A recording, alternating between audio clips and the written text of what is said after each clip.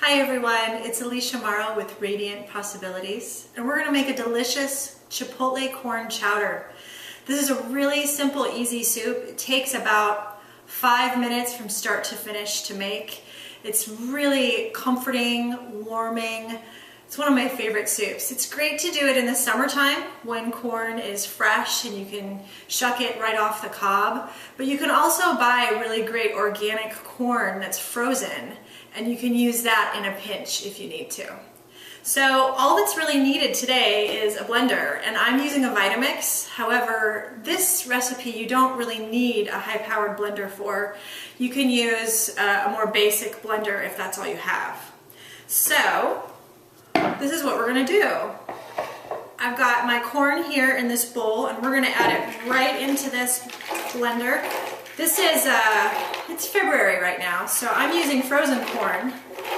And this is 2 16-ounce bags of frozen corn. This will make enough soup, more than enough soup for 4 people. This is a really filling, delicious soup. So I'm so excited to share this with you. Okay, so we've got our corn. I'm gonna add some olive oil. Anytime you add a healthy fat to something, it makes the meal far more sustaining and delicious. Fat also helps the flavors to stay on your tongue and your palate longer, so you can really kind of savor and enjoy them. We're gonna add a clove of garlic. This is a medium to large clove of garlic. That's gonna add a really great pop of flavor. We're gonna add some cumin. We're gonna add some thyme.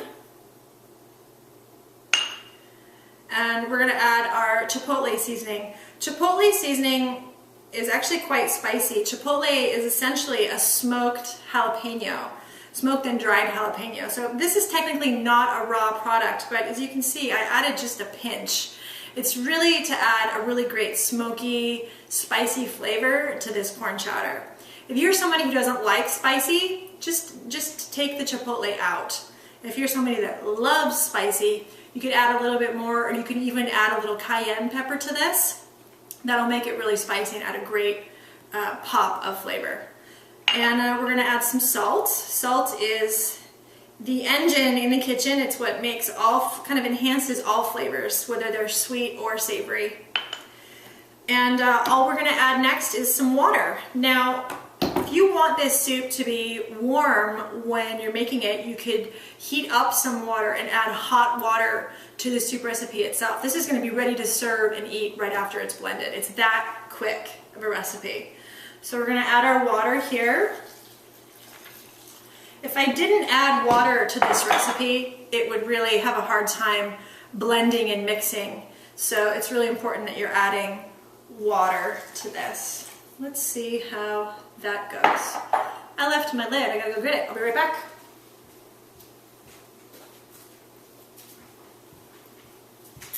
Okay, we've got our lid. This is gonna be noisy. Just bear with me. It'll just take a few seconds.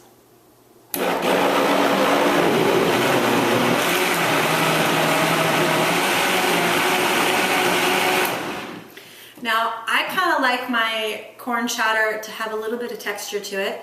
So I'm gonna blend it a little bit like I just did, and I'm gonna check the texture and be sure that it's what I want. Yeah, it's creamy and smooth, but there's some chunks in there, so I actually get a little bit of texture as I'm eating it. I think that that's the best way to enjoy a corn chowder. Got this beautiful bowl here. We're just gonna fill this bowl with our chowder. You can see that texture as I'm pouring it. Gorgeous, gorgeous, gorgeous. This is actually enough soup to maybe feed as many as 6 people.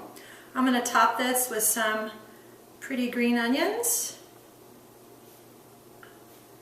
And we're also gonna top it with some bell pepper. You could top this with tomatoes, some diced or minced jalapeno, whatever floats your boat. Look at this gorgeous dish, Chipotle corn chowder. Hope you guys enjoy it. Thanks for watching.